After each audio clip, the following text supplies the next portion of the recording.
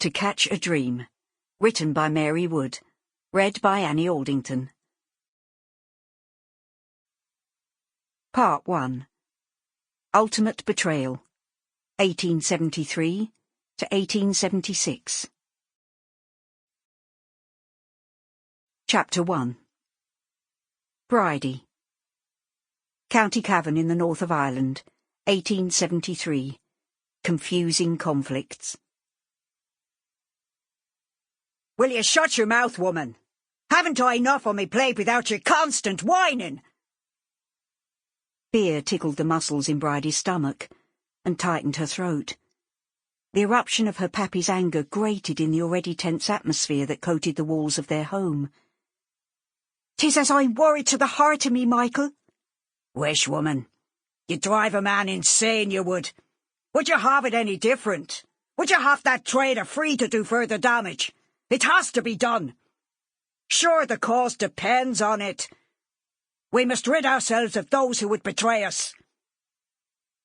Torn between staying to see that her mammy was all right and delivering the loaf she'd been told to, Bridie hesitated. But she knew her disobedience would only add to her pappy's agitation. The argument taking place in her parents' bedroom quietened. Her prayers begging for her mammy not to keep protesting at whatever pappy referred to seemed to have been answered, though she knew that if her pappy came out and found her there, listening, it could all start again. She couldn't risk that. "Is that yourself, Bridie?" "'Tis, Mrs. Finney. Mammy sent me with some bread for you." "Aye, that's good. Your mammy is kindness itself. Is she keeping better?" "She is. She's been grand these last weeks." It wasn't easy to keep the tremor from her voice, but Mrs. Finney didn't seem to notice it.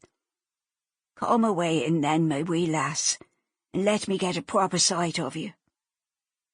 Disturbed from his peaceful grazing, the piebald tethered nearby snorted. His nostrils flared. His cream silky mane fanned out with an annoyed movement of his head. "Wish now, Ginger. 'Tis only me."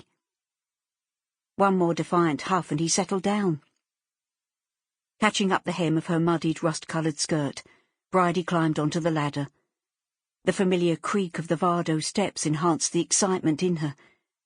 She loved it when the travellers arrived. They visited her pappy's farm twice a year, once in springtime to help with the planting, and as now in the autumn to lift the potato crop and turn the soil ready for winter. Going into the semi-darkness of the interior blurred her vision.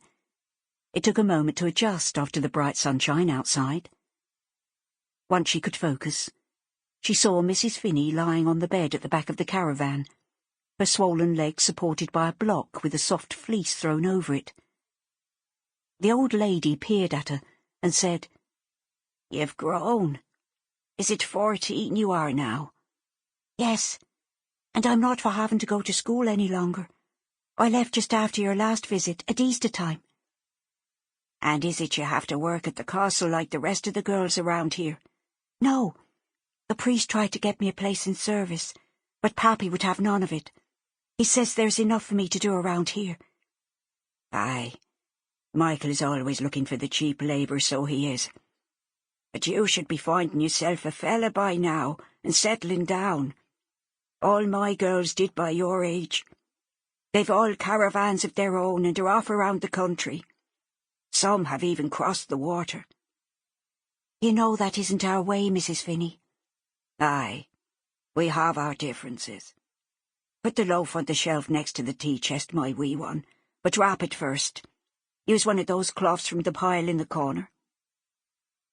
The aroma of fresh-baked bread, as Bridie wrapped it in the crisp white muslin, mingled with the smells of the small wood-burning stove, the canvas of the arched roof and the sheepskin rugs. This, and the clinking of the jars containing jams and preserves as she slid them along the shelf to make room, settled a feeling of homeliness in her and calmed her tangled nerves.